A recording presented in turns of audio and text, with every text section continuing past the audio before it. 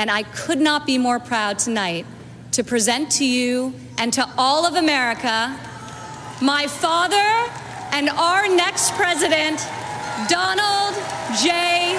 Trump.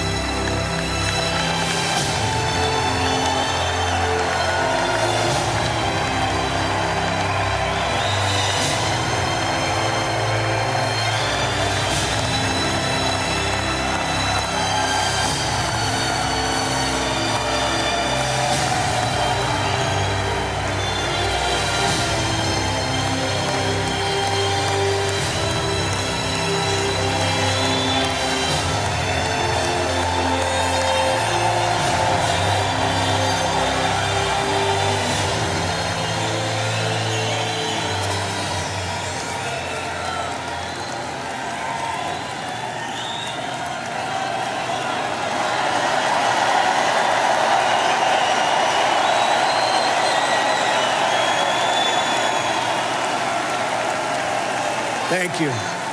Thank you.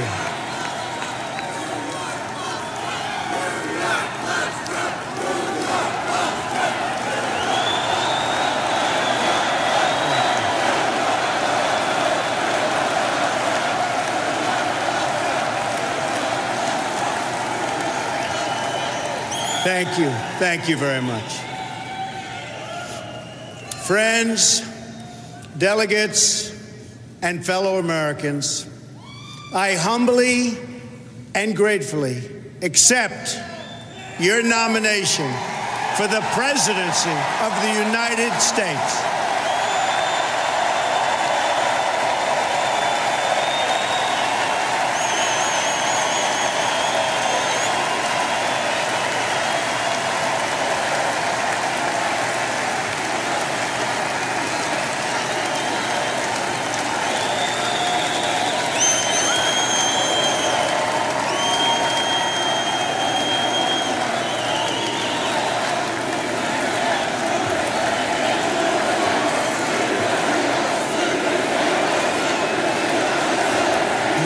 USA, USA, USA, USA.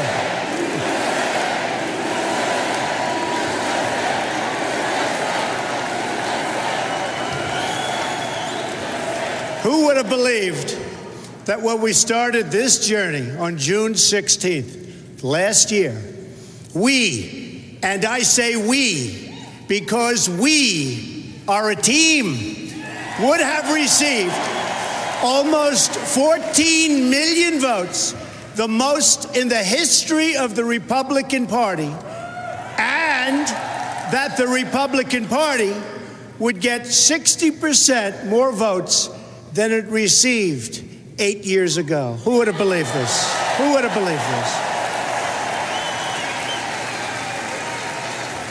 this? The Democrats, on the other hand, received 20% fewer votes than they got 4 years ago. Not so good, not so good. Together, we will lead our party back to the White House, and we will lead our country back to safety, prosperity, and peace.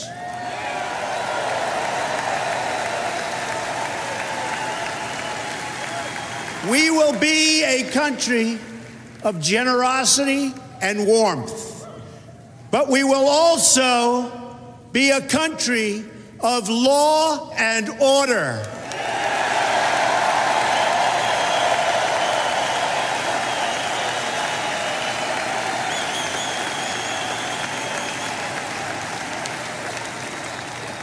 Our convention occurs at a moment of crisis for our nation. The attacks on our police and the terrorism of our cities threaten our very way of life. Any politician who does not grasp this danger is not fit to lead our country.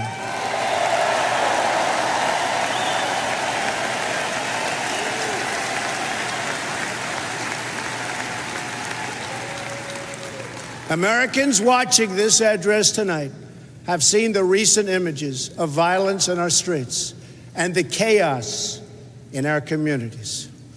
Many have witnessed this violence personally. Some have even been its victims. I have a message for all of you. The crime and violence that today afflicts our nation will soon, and I mean very soon, come to an end.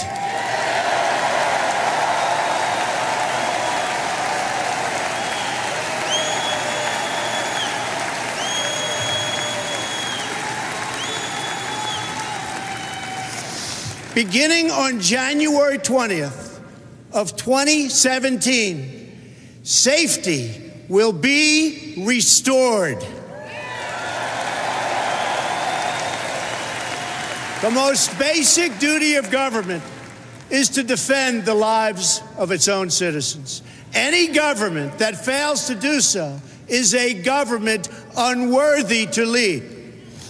It is finally time for a straightforward assessment of the state of our nation.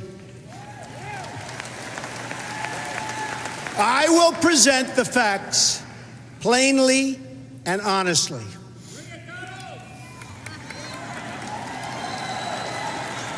We cannot afford to be so politically correct anymore.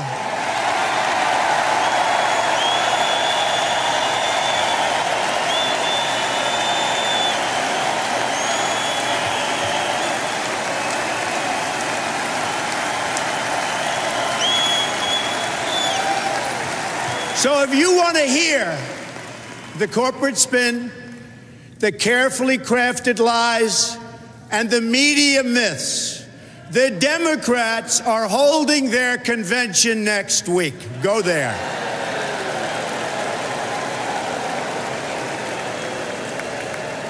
But here at our convention, there will be no lies.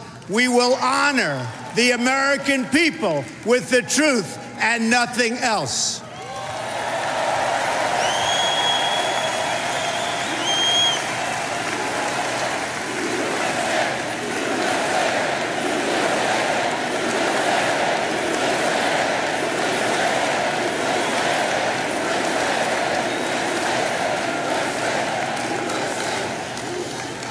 These are the facts. Decades of progress made in bringing down crime are now being reversed by this administration's rollback of criminal enforcement. Homicides last year increased by 17% in America's 50 largest cities. That's the largest increase in 25 years. In our nation's capital, killings have risen by 50%. They're up nearly 60% in nearby Baltimore. In the president's hometown of Chicago, more than 2,000 people have been the victim of shootings this year alone, and almost 4,000 have been killed in the Chicago area since he took office. The number of police officers killed in the line of duty has risen by almost 50% compared to this point last year. Nearly 180,000 illegal immigrants with criminal records ordered deported from our country are tonight roaming free to threaten peaceful citizens. The number of new illegal immigrant families who have crossed the border so far this year already exceeds the entire total from 2015.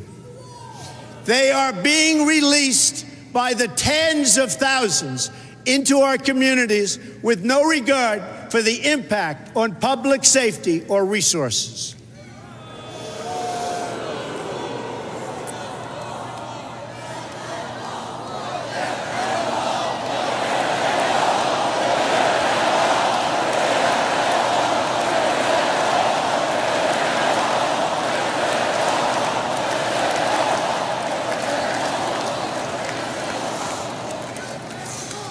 One such border crosser was released and made his way to Nebraska. There, he ended the life of an innocent young girl named Sarah Root. She was 21 years old and was killed the day after graduating from college with a 4.0 grade point average, #1 in her class. Her killer was then released a second time, and he is now a fugitive from the law. I've met Sarah's beautiful family, but to this administration, their amazing daughter was just one more American life that wasn't worth protecting. No more. One more child to sacrifice on the order and on the altar of open borders.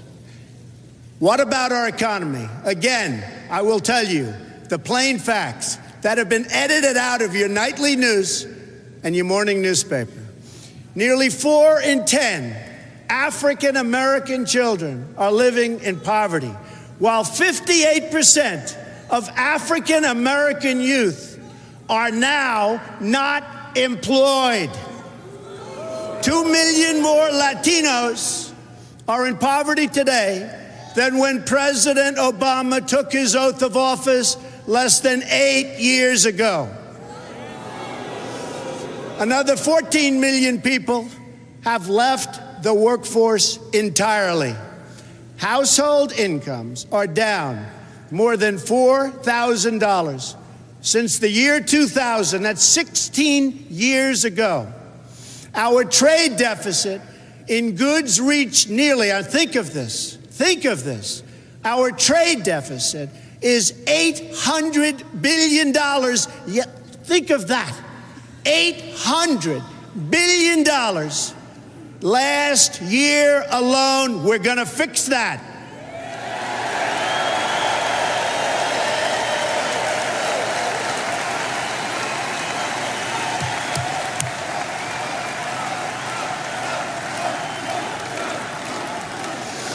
The budget is no better. President Obama has almost doubled our national debt to more than $19 trillion and growing. And yet, what do we have to show for it? Our roads and bridges are falling apart. Our airports are third world condition. And 43 million Americans are on food stamps. Now, let us consider the state of affairs abroad. Not only have our citizens endured domestic disaster, but they've lived through one international humiliation after another, one after another. We all remember the images of our sailors being forced to their knees by their Iranian captors at gunpoint. This was just prior to the signing of the Iran deal, which gave back to Iran $150 billion and gave us absolutely nothing. It will go down in history as one of the worst deals ever negotiated. Another humiliation came when President Obama drew a red line in Syria, and the whole world knew it meant absolutely nothing. In Libya, our consulate, the symbol of American prestige around the globe, was brought down in flames. America is far less safe, and the world is far less stable than when Obama made the decision to put Hillary Clinton in charge of America's foreign policy.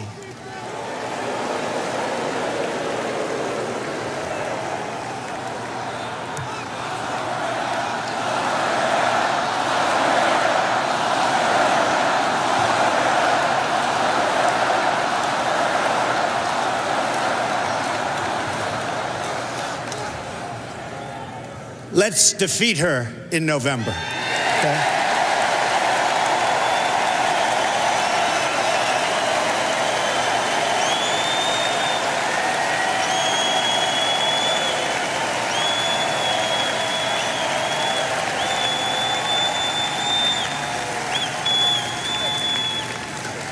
I am certain that it was a decision that President Obama truly regrets.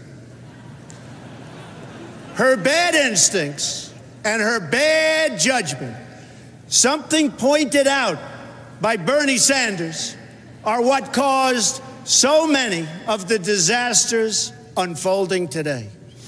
Let's review the record.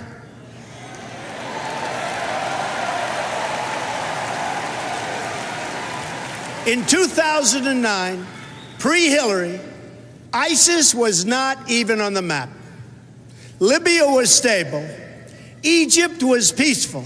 Iraq was seeing and really a big reduction in violence. Iran was being choked by sanctions. Syria was somewhat under control. After 4 years of Hillary Clinton, what do we have? ISIS has spread across the region and the entire world. Libya is in ruins, and our ambassador and his staff were left helpless to die at the hands of savage killers. Egypt was turned over to the radical Muslim Brotherhood, forcing the military to retake control. Iraq is in chaos. Iran is on the path to nuclear weapons. Syria is engulfed in a civil war, and a refugee crisis now threatens the West. After 15 years of wars in the Middle East, after trillions of dollars spent and thousands of lives lost, the situation is worse than it has ever been before. This is the legacy of Hillary Clinton: death, destruction, terrorism, and weakness.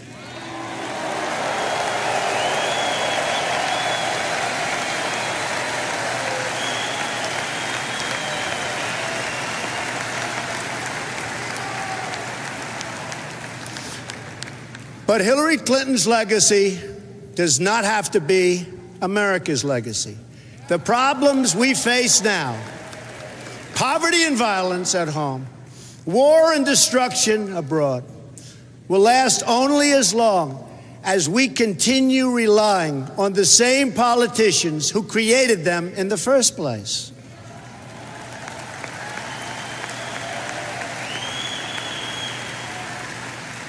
A change in leadership is required to produce a change in outcomes.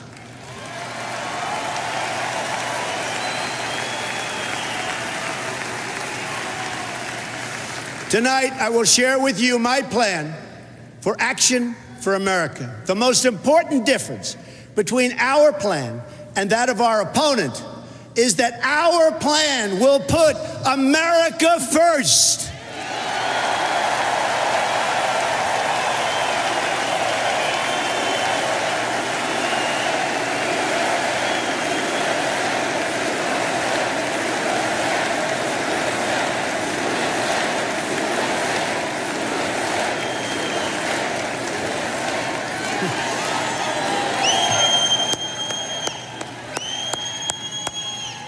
Americanism, not globalism, will be our credo as long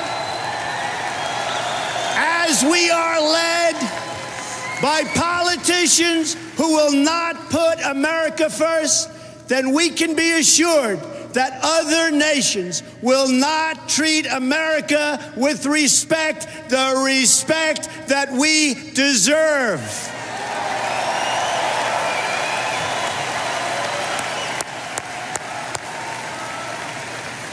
The American people will come first once again.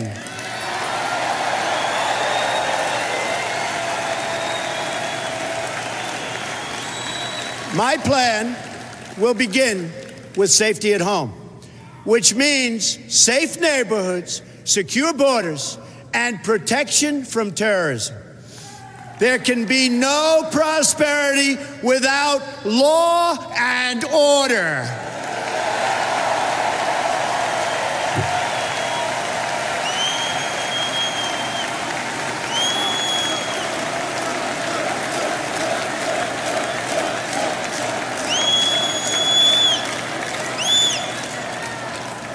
On the economy, I will outline reforms to add millions of new jobs and trillions in new wealth that can be used to rebuild America.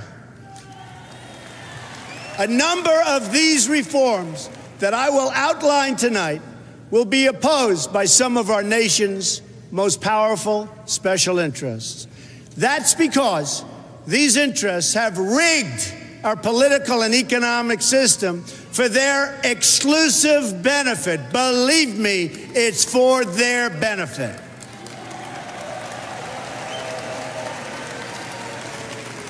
Big business, elite media, and major donors are lining up behind the campaign of my opponent because they know she will keep our rigged system in place. They are throwing money at her because they have total control over every single thing she does. She is their puppet, and they pull the strings.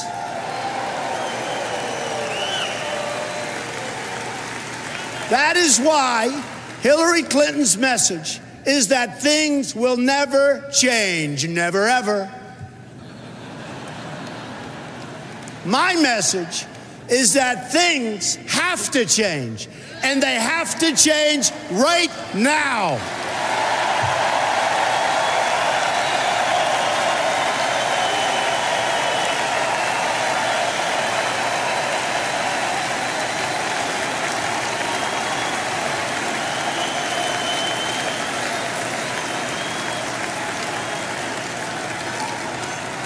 Every day, I wake up determined to deliver a better life for the people all across this nation that have been ignored, neglected, and abandoned. I have visited the laid-off factory workers and the communities crushed by our horrible and unfair trade deals. These are the forgotten men and women of our country, and they are forgotten, but they're not going to be forgotten long.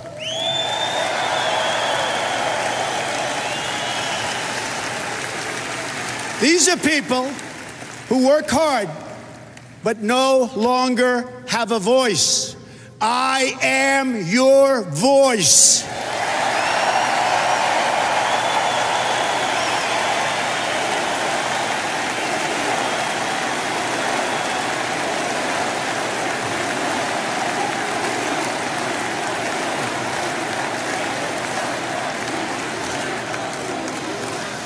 I have embraced crying mothers who have lost their children because our politicians put their personal agendas before the national good. I have no patience for injustice.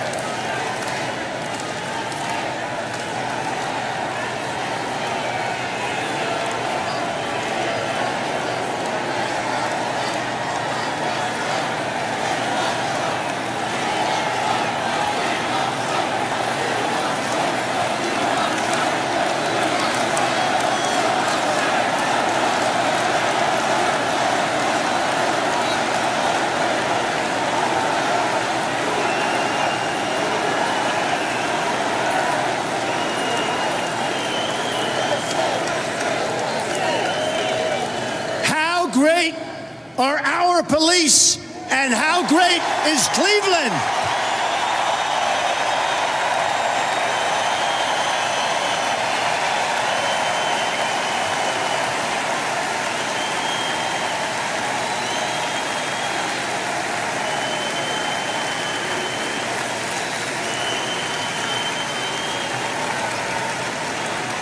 Thank you.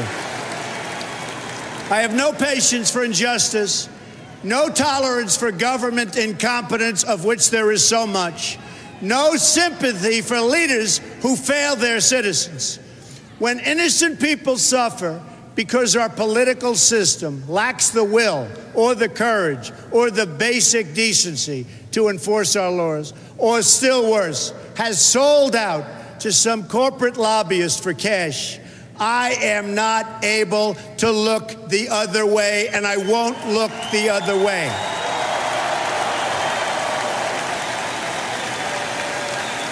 And when a Secretary of State illegally stores her emails on a private server, deletes 33,000 of them so the authorities can't see her crime, puts our country at risk, lies about it in every different form, and faces no consequence, I know that corruption has reached a level like never, ever before in our country.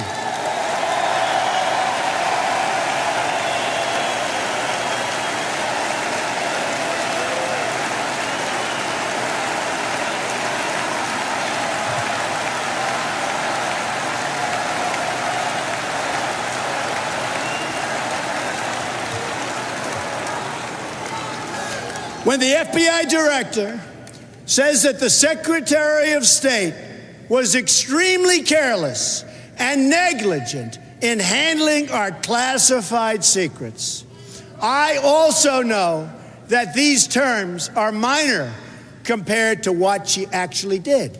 They were just used to save her from facing justice for her terrible, terrible crimes.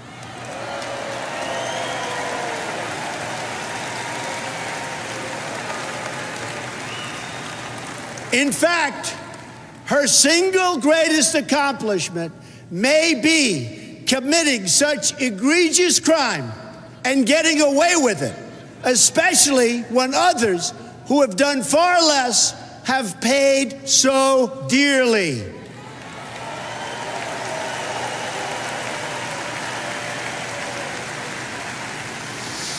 When that same Secretary of State rakes in millions and millions of dollars trading access and favors to special interests and foreign powers, I know the time for action has come.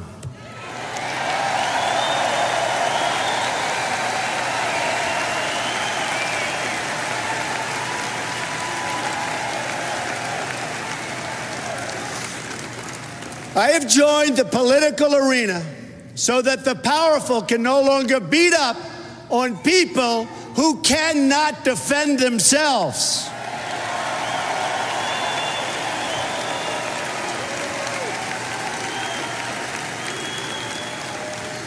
Nobody knows the system better than me.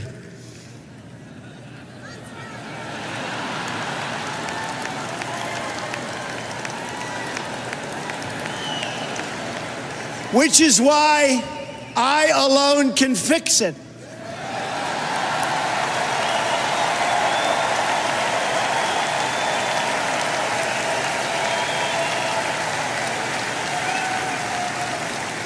I have seen firsthand how the system is rigged against our citizens, just like it was rigged against Bernie Sanders. He never had a chance, never had a chance. But his supporters will join our movement because we will fix his biggest single issue, trade deals that strip our country of its jobs and strip us of our wealth as a country.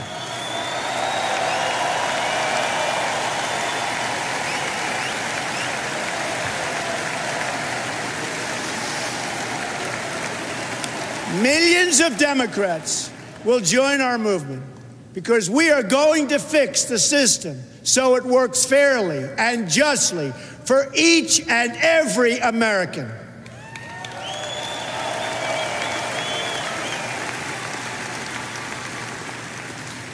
In this cause, I am proud to have at my side the next Vice President of the United States, Governor Mike Pence of Indiana.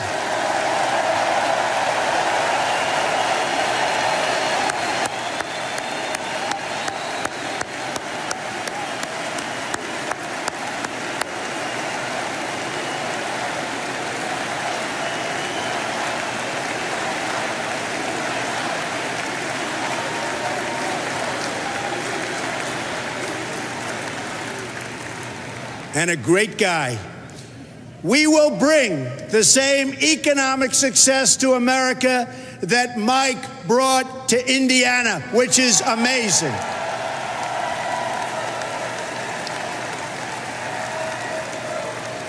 He's a man of character and accomplishment. He is the man for the job. The first task for our new administration will be to liberate our citizens from the crime and terrorism and lawlessness that threatens our communities. America was shocked to its core when our police officers in Dallas were so brutally executed. Immediately after Dallas, we've seen continued threats and violence against our law enforcement officials. Law officers have been shot or killed in recent days in Georgia, Missouri, Wisconsin, Kansas, Michigan, and Tennessee.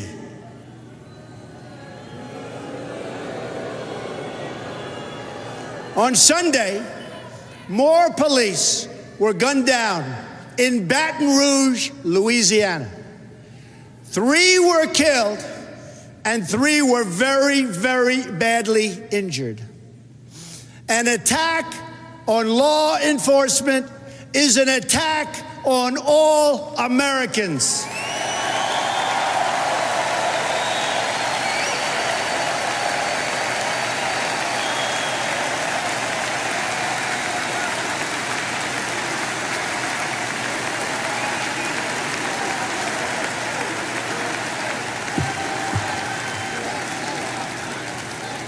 I have a message to every last person threatening the peace on our streets and the safety of our police. When I take the oath of office next year, I will restore law and order to our country. Believe me, believe me. I will work with and appoint the best and brightest prosecutors and law enforcement officials to get the job properly done.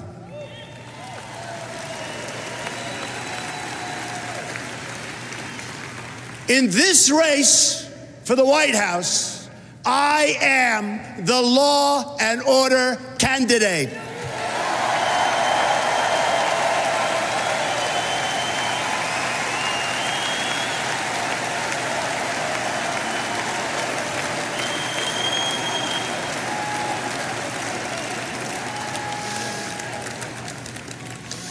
The irresponsible rhetoric of our president, who has used the pulpit of the presidency to divide us by race and color, has made America a more dangerous environment than, frankly, I have ever seen and anybody in this room has ever watched or seen. This administration has failed America's inner cities.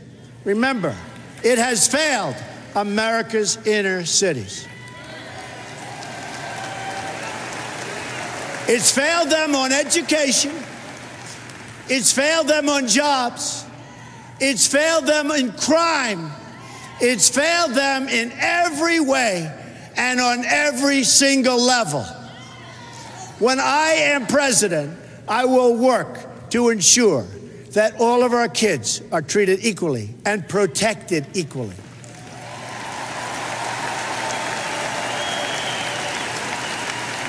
Every action I take, I will ask myself, does this make better for young Americans in Baltimore, in Chicago, in Detroit, in Ferguson, who have really, in every way, folks, the same right to live out their dreams as any other child in America. Any other child.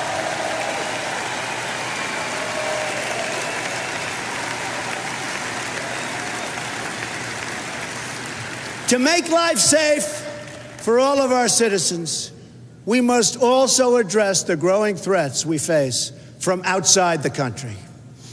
We are going to defeat the barbarians of ISIS, and we're going to defeat them fast.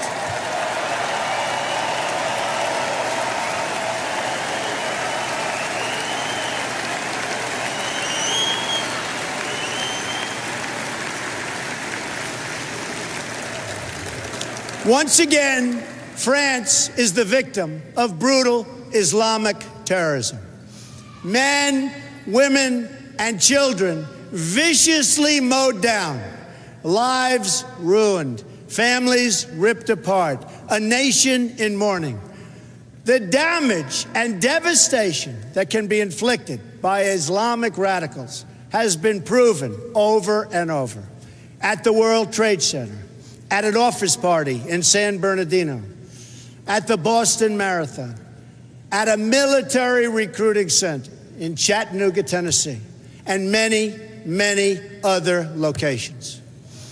Only weeks ago in Orlando, Florida, 49 wonderful Americans were savagely murdered by an Islamic terrorist. This time, the terrorist targeted LGBTQ community. No good, and we're going to stop it.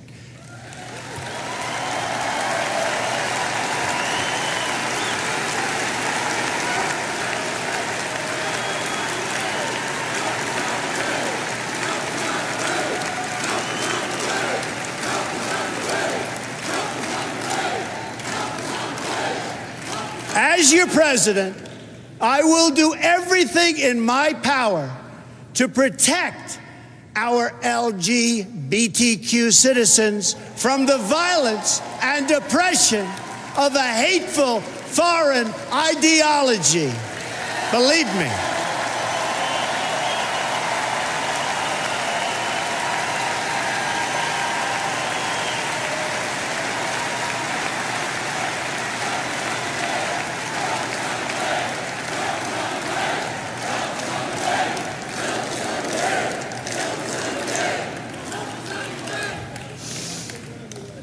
And I have to say, as a Republican, it is so nice to hear you cheering for what I just said. Thank you.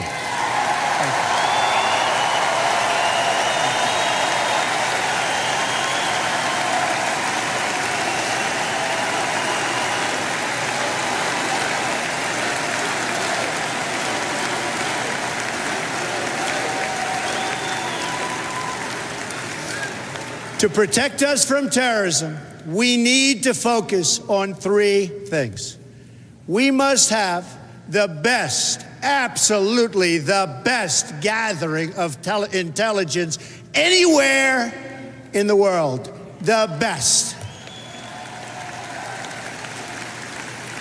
We must abandon the failed policy of nation building and regime change that Hillary Clinton pushed in Iraq, in Libya, in Egypt, and in Syria. Instead, we must work with all of our allies who share our goal of destroying ISIS and stamping out Islamic terrorism, and doing it now, doing it quickly. We're going to win. We're going to win fast.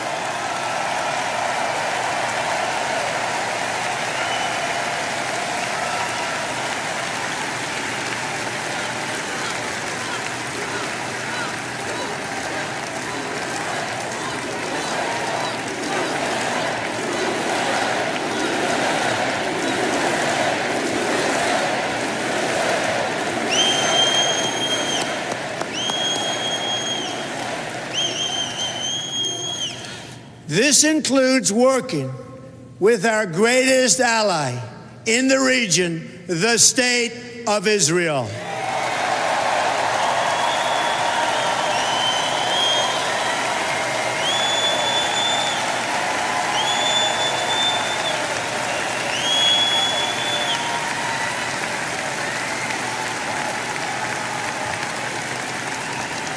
Recently, I have said that NATO was obsolete because it did not properly cover terror, and also that many of the member countries were not paying their fair share. As usual, the United States has been picking up the cost. Shortly thereafter, it was announced that NATO will be setting up a new program in order to combat terrorism, a true step in the right direction.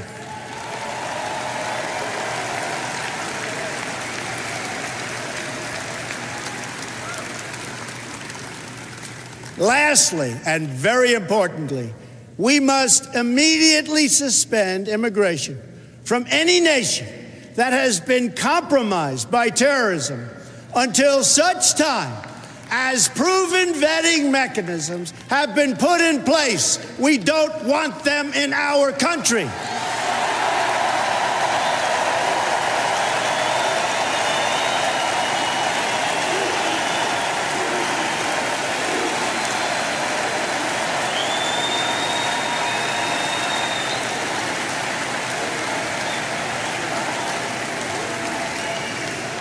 My opponent has called for a radical 550% increase in Syrian. Think of this. This is not believable, but this is what's happening. A 550% increase in Syrian refugees on top of the existing massive refugee flows coming into our country already under the leadership of President Obama.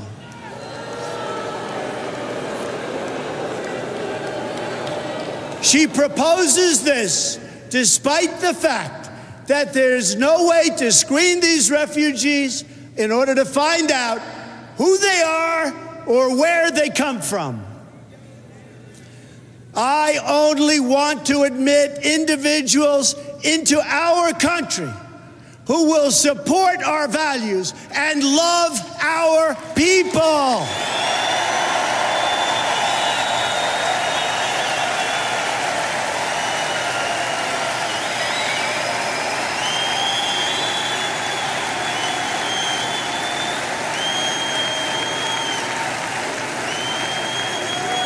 Anyone who endorses violence, hatred, or oppression is not welcome in our country and never, ever will be.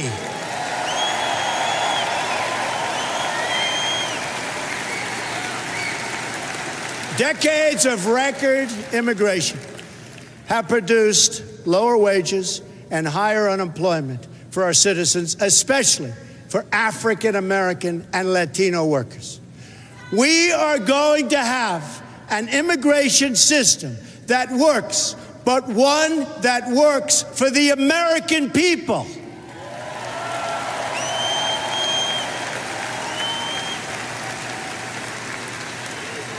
On Monday, we heard from 3 parents whose children were killed by illegal immigrants: Marianne Mendoza, Sabine Durden, and my friend, Jamil Shaw.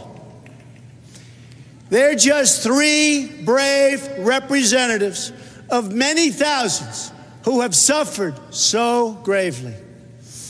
Of all my travels in this country, nothing has affected me more, nothing even close, I have to tell you, than the time I have spent with the mothers and fathers who have lost their children to violence spilling across our borders, which we can solve. We have to solve it.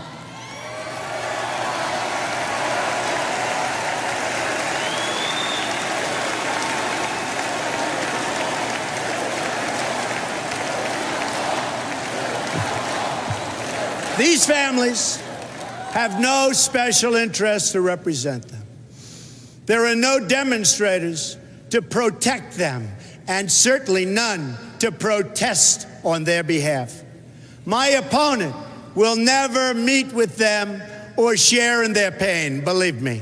Instead, my opponent wants sanctuary cities.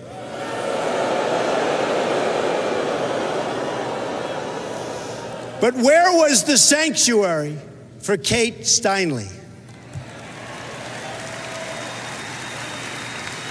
Where was the sanctuary for the children of Marianne and Sabine and Jamil? Where was the sanctuary for all of the other? Oh, it's so sad to even be talking about it because we could solve this problem so quickly. Where was the sanctuary for all of the other Americans who have been so brutally murdered and who have suffered so horribly? These wounded American families have been alone, but they are not alone any longer.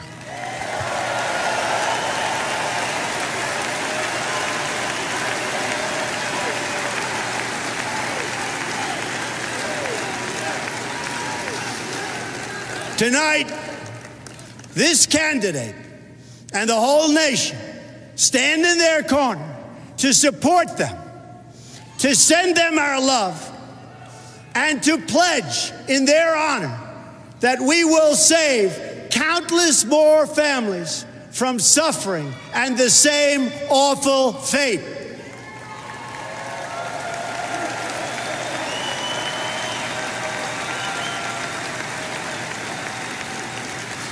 We are going to build a great border wall to stop illegal immigration, to stop the gangs and the violence, and to stop the drugs from pouring into our communities.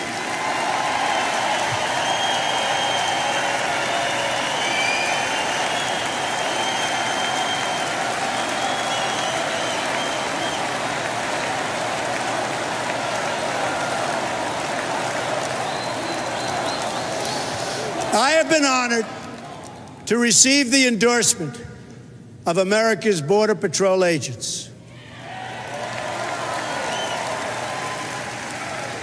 And will work directly with them to protect the integrity of our lawful immigration system. Lawful.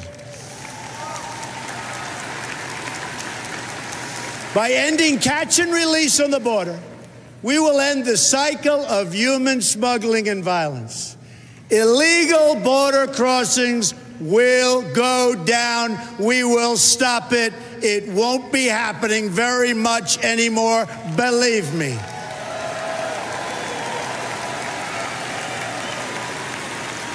Peace will be restored by enforcing the rules for millions who overstay their visas. Our laws will finally receive the respect that they deserve.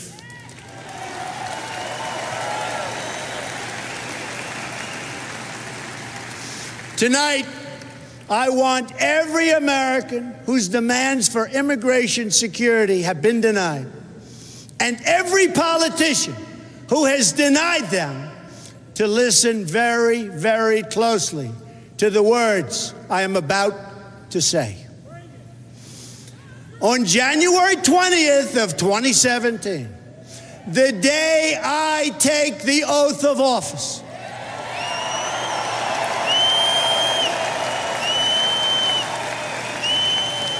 Americans will finally wake up in a country where the laws of the United States are enforced.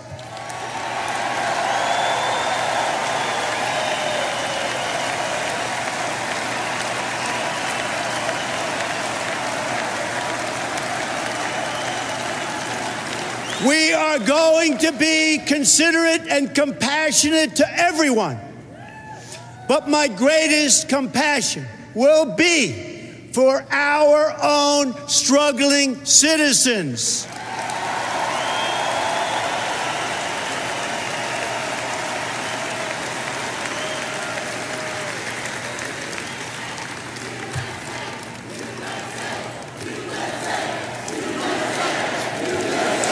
USA, USA, USA.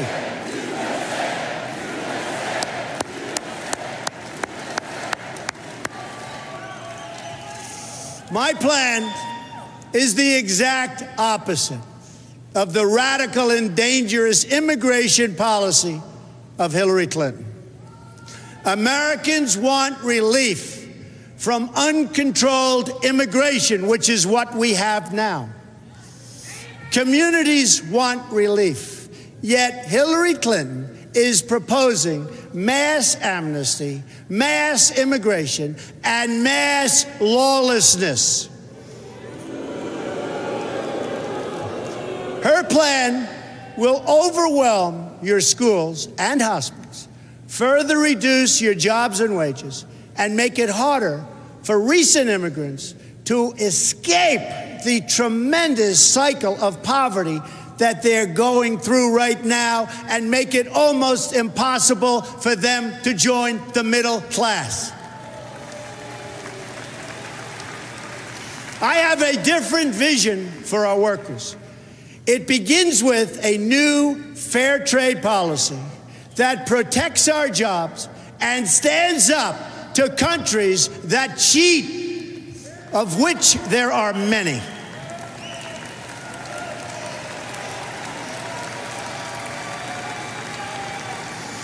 It's been a signature message of my campaign from day one, and it will be a signature feature of my presidency from the moment I take the oath of office.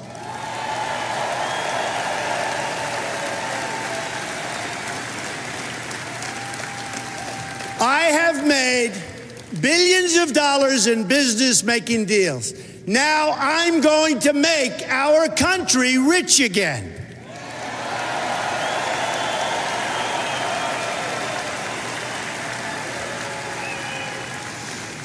Using the greatest business people in the world, which our country has, I am going to turn our bad trade agreements into great trade agreements. America has lost nearly 1/3 of its manufacturing jobs since 1997, following the enactment of disastrous trade deals supported by Bill and Hillary Clinton. Remember, it was Bill Clinton who signed NAFTA, one of the worst economic deals ever made by our country, or frankly, any other country.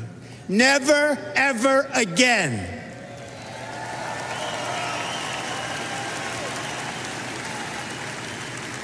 I am going to bring back our jobs to Ohio and Pennsylvania and New York and Michigan and all of America. And I am not going to let companies move to other countries, firing their employees along the way without consequence. Not gonna happen anymore.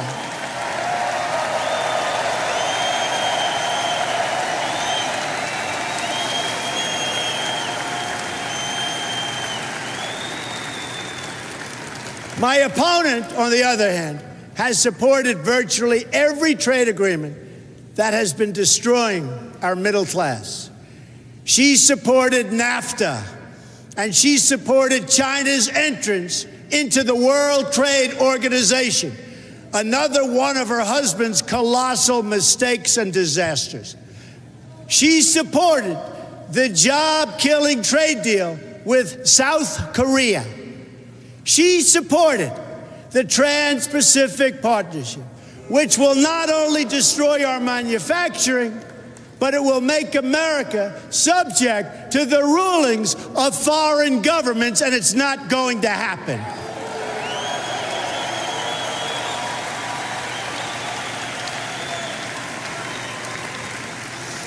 I pledge to never sign any trade agreement that hurts our workers or that diminishes our freedom and our independence. We will never, ever sign bad trade deals. America first. Again, America first.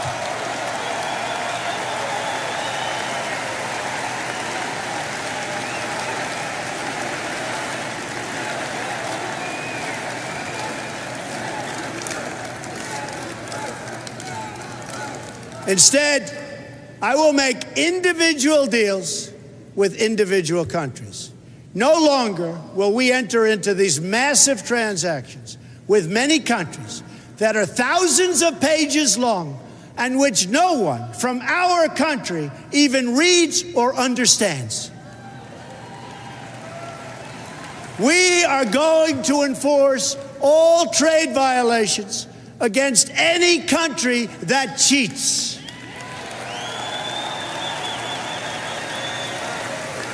This includes stopping China's outrageous theft of intellectual property, along with their illegal product dumping and their devastating currency manipulation. They are the greatest that ever came about. They are the greatest currency manipulators ever.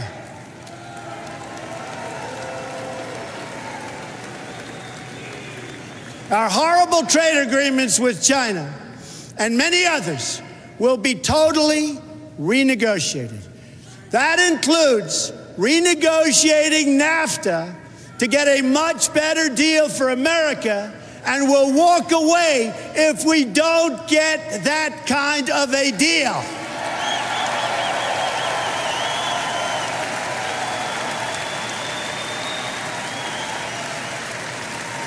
Our country is going to start building and making things again.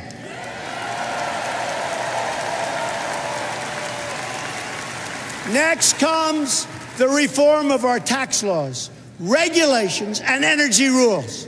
While Hillary Clinton plans a massive, and I mean massive, tax increase, I have proposed the largest tax reduction of any candidate who has run for president this year, Democrat or Republican.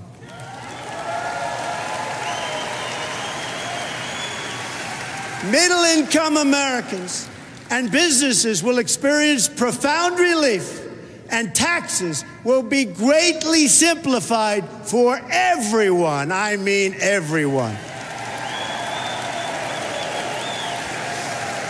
America is one of the highest taxed nations in the world. Reducing taxes will cause new companies and new jobs to come roaring back into our country. Believe me, it'll happen, and it'll happen fast.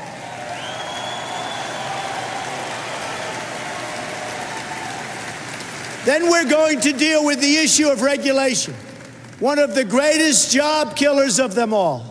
Excessive regulation is costing our country as much as $2 trillion a year, and we will end it very, very quickly.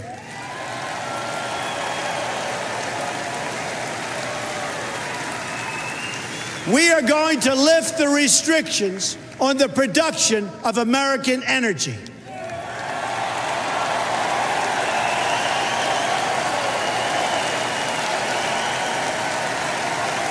This will produce more than $20 trillion in job-creating economic activity over the next 4 decades. My opponent, on the other hand, wants to put the great miners and the great steelworkers of our country out of work and out of business. That will never happen with Donald J. Trump as president. Our steelworkers and our miners are going back to work again.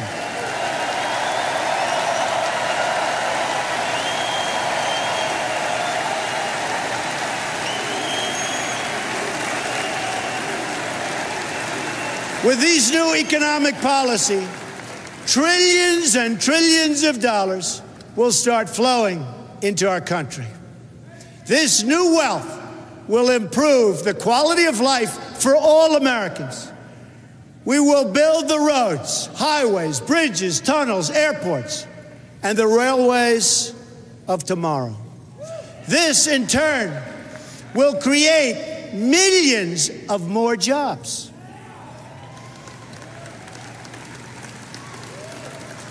We will rescue kids from failing schools by helping their parents send them to a safe school of their choice.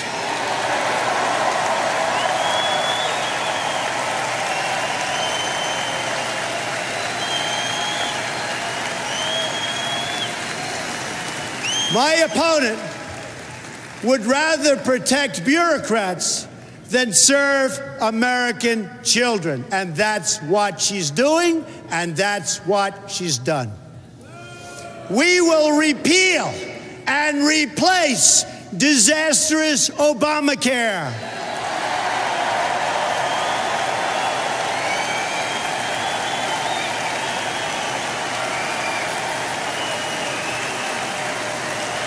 You will be able to choose your own doctor again.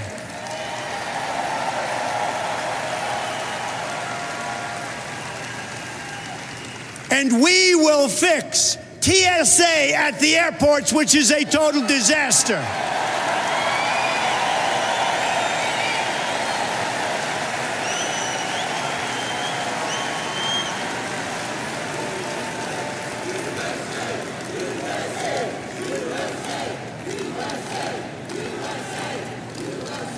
Thank you. Thank you. We're going to work with all of our students who are drowning in debt to take the pressure off these young people just starting out in their adult lives. Tremendous problem. We will completely rebuild our depleted military.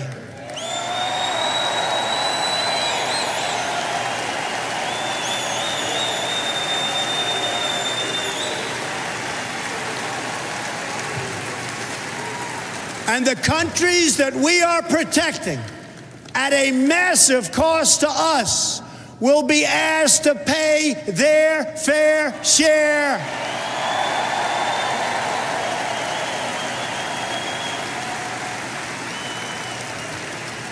We will take care of our great veterans like they have never been taken care of before.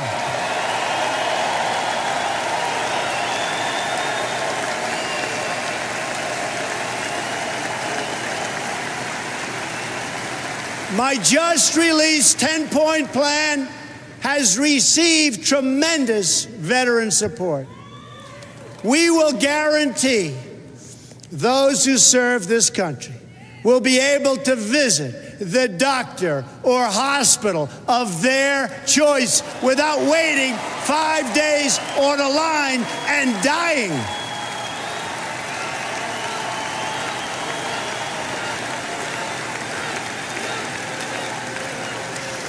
My opponent dismissed the VA scandal. One more sign of how out of touch she really is.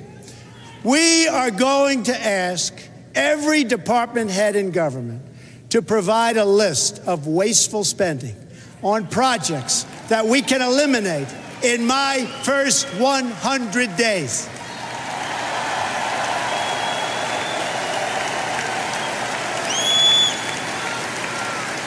The politicians have talked about this for years, but I'm going to do it.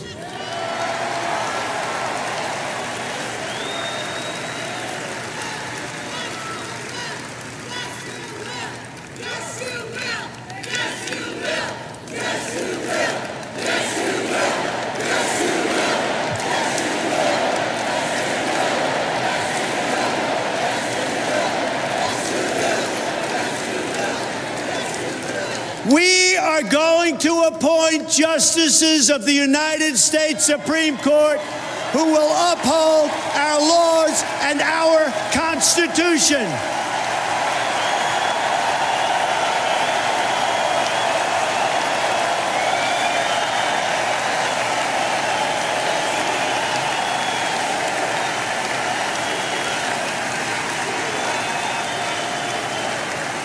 The replacement of our beloved Justice Scalia will be a person of similar views, principles, and judicial philosophies. Very important. This will be one of the most important issues decided by this election. My opponent wants to essentially abolish the Second Amendment.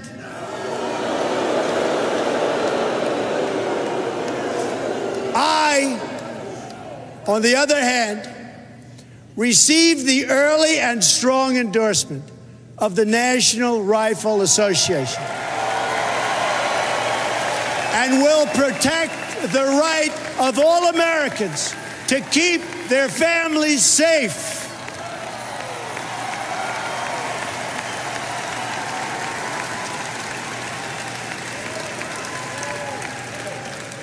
At this moment, I would like to thank the evangelical and religious community, because I'll tell you what, the support that they've given me, and I'm not sure I totally deserve it, has been so amazing and has had such a big reason for me being here tonight. True, so true.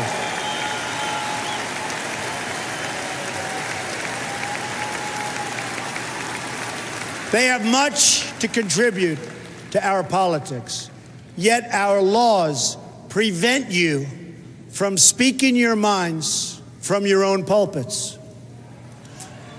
An amendment pushed by Lyndon Johnson many years ago threatens religious institutions with a loss of their tax-exempt status if they openly advocate their political views. Their voice has been taken away. I am going to work very hard to repeal that language and to protect free speech for all Americans.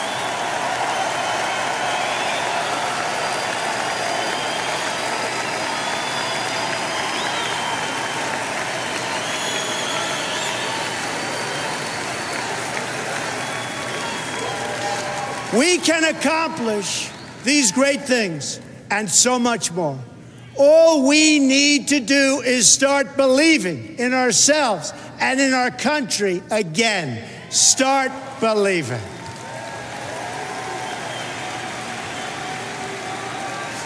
It is time to show the whole world that America is back, bigger and better and stronger than ever before.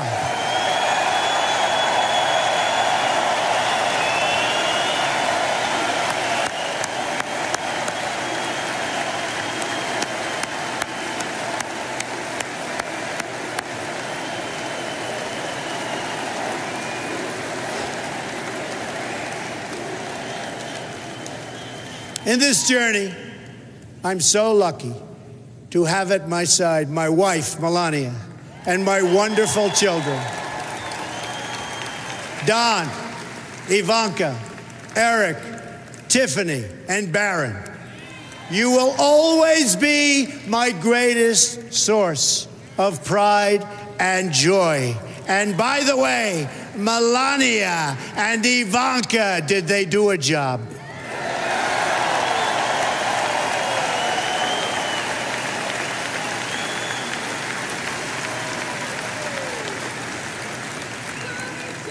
My dad, Fred Trump, was the smartest and hardest working man I ever knew.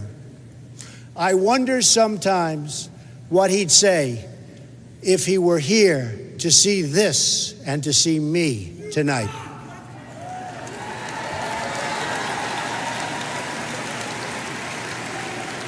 It's because of him that I learned from my youngest age to respect the dignity of work and the dignity of working people.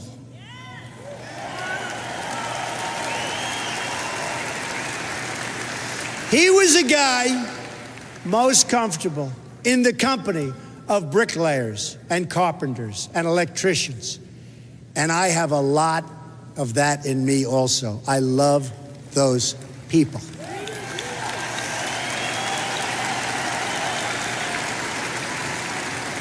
Then there's my mother, Mary. She was strong, but also warm and fair-minded. She was a truly great mother. She was also one of the most honest and charitable people that I have ever known, and a great, great judge of character. She could pick them out from anywhere. To my sisters, Mary Ann and Elizabeth, my brother, Robert, and my late brother, Fred, I will always give you my love. You are most special to me.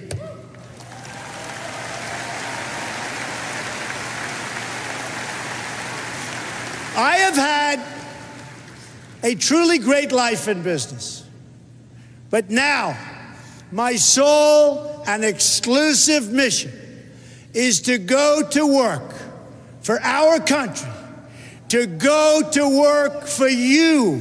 It's time to deliver a victory for the American people. We don't win anymore, but we are going to start winning again.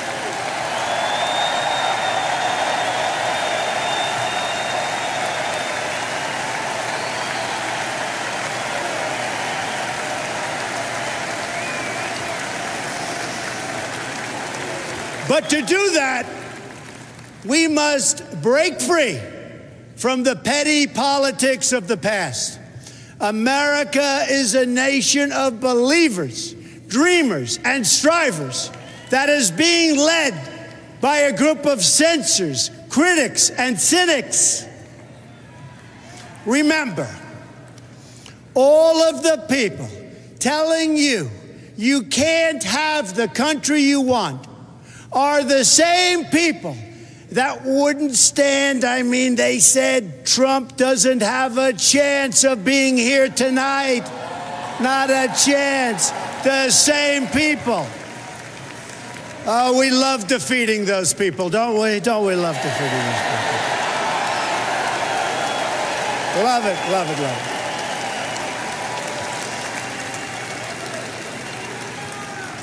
it. No longer can we rely on those same people in the media and politics who will say anything to keep our rigged system in place?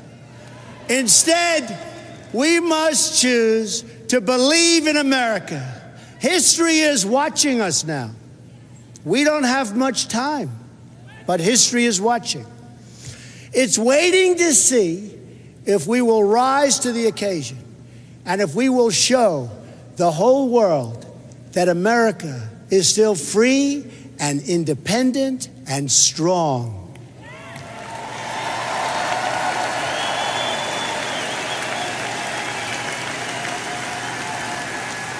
I am asking for your support tonight so that I can be your champion in the White House, and I will be your champion.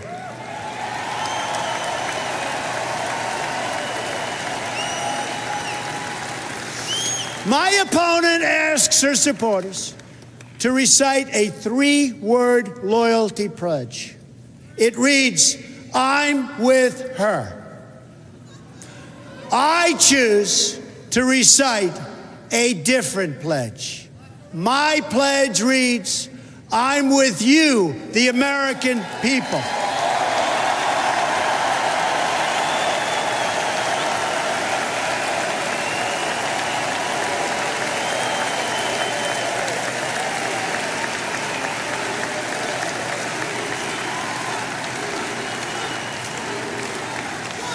I am your voice. So to every parent who dreams for their child and every child who dreams for their future, I say these words to you tonight. I am with you. I will fight for you, and I will win for you.